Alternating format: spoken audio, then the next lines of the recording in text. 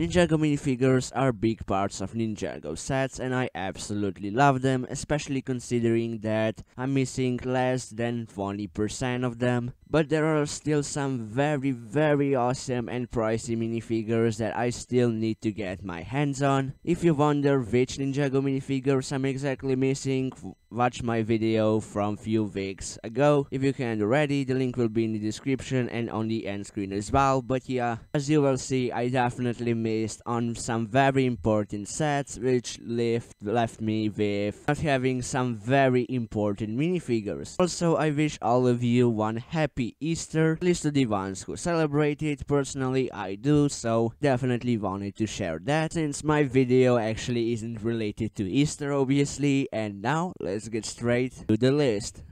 At number 10 we have Ray, aka Kai and Nia's father, which is a really cool minifigure which has appeared in the Dragon Forge set.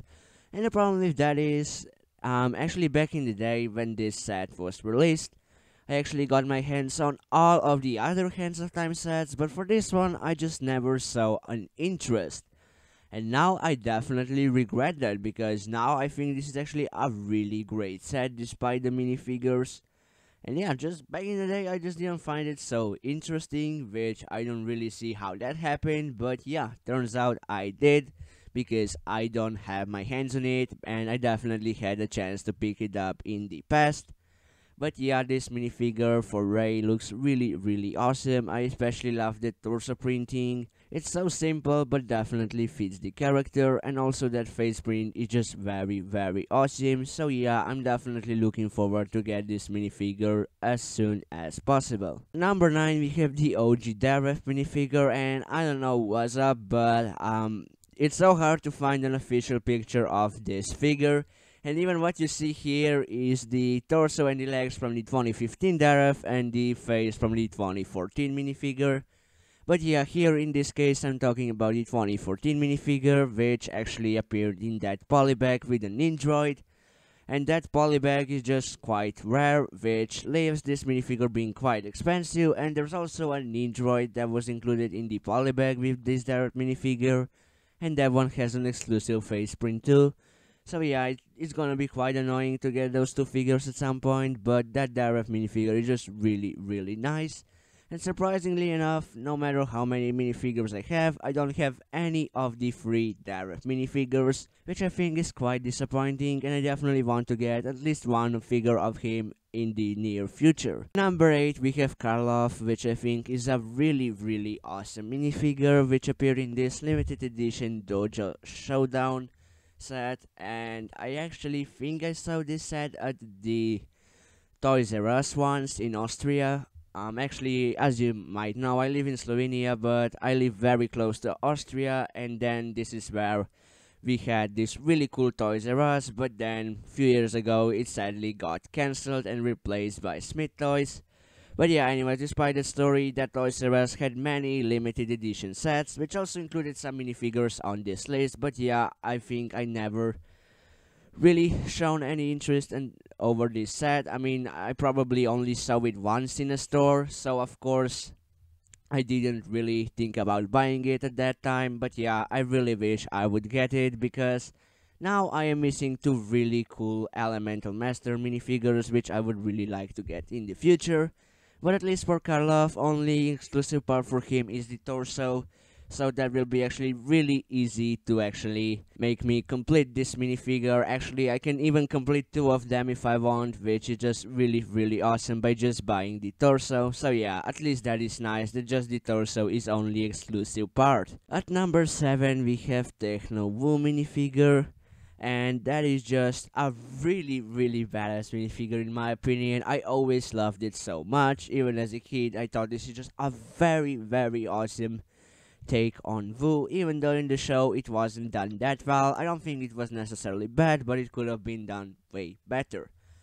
But yeah, this minifigure is just one that I always wanted to get, but I never had the chance to. While I actually have a huge regret on missing so many of the rebooted sets. As you'll see, half of the minifigures in here are from the rebooted branded sets, which I think is absolutely hilarious.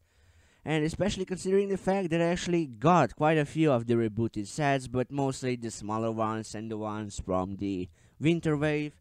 So yeah, I definitely missed out on some big stuff like this Dragon, Ninja Charger, Bell for Ninjago City and stuff. So yeah, I definitely have many regrets, but yeah, I definitely want this minifigure so much, and actually another one from this set which we'll talk about a bit later. Number 6 we have Maya, and she's definitely a really cool minifigure character as well, I would say.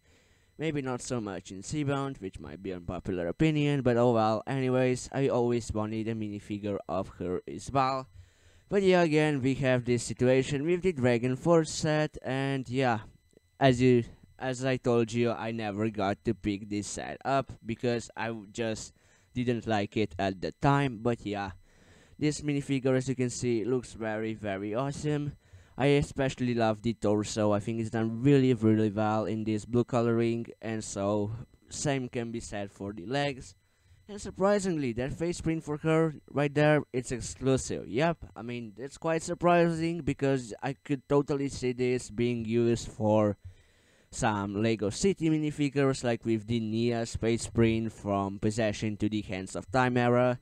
So yeah, I find it quite interesting as well, but yeah, I definitely wish I would have gotten this minifigure back in the day, because now it's kinda expensive, so yeah, definitely a regret right there. At number 5, we have Sensei Garmadon, actually the first version from Rebooted, which appeared in the Ninja Dragon set. So did the Techno Woo, which also was present on this list. So as you can see, if I have gotten this set back in the day, I would have two very awesome minifigures right now, but yeah, this way I just don't, which makes me feel kinda bad, especially considering that now I don't have any Sensei Garmadon minifigures at the moment, which is quite hilarious. But yeah, talking about the minifigure itself, obviously the face print and the hair are the same as the Tournament of Elements, aka Possession Sensei Garmadon, but the thing is that I just love this torso print a lot more, and also the legs. They aren't very different, but they fit with the torso very well, which I think is just really nice. Number 4, we have the White Python minifigure, the one from Day of the Departed, which only appeared in the Samurai X Cave Chaos set. Luckily, I actually ordered all of the other minifigures from Bricklink, so I actually have them now, but that Python I never got around to get him, because at the moment it's the second most expensive Ninjago minifigure that I need to get. Actually, I have a really good tip, which is actually buying this minifigure in parts, because that's actually a lot cheaper than you might expect. Of course, you'll have to from few different sellers maybe, but still, it's definitely worth it on the long run. So if you're a collector like me who uses Bricklink quite a lot, I might recommend to buy some expensive minifigures in parts, because it definitely pays off. So yeah, at some point I definitely get this minifigure, but at the moment I don't really feel like there's a need to get it just yet. At number 3, we have the original Pixel minifigure, and yeah, as you can see, the Rebooted just won't leave me alone. There's just many expensive minifigures that I missed on, and it's coming after me right now, which just isn't great at all. But yeah, this original Pixel minifigure is just so great, and not to mention that it's just very iconic. So I definitely wish to get my hands on it a lot. I mean, I also really love the torso print and the head. I think those two parts are just perfectly done, and also that hairpiece is just really interesting in that silver color. So overall, I really cannot wait to get my hands on that minifigure. At number 2, we have the Golden Woo minifigure from the Ninjago City Gardens.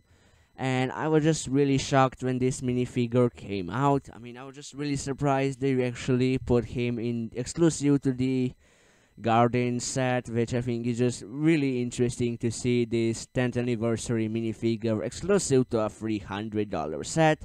And at the beginning, his prices were ranging from more than 50 euros or dollars, which I think is just really insane. But then, right now, you can easily get him for 10, which I think is just really insane, considering that it makes this guy the cheapest minifigure on this list. Even though, as you can see, like by the looks, you expect this to be very expensive, especially considering the set he appeared in. And also it has 3 exclusive parts to him, you know.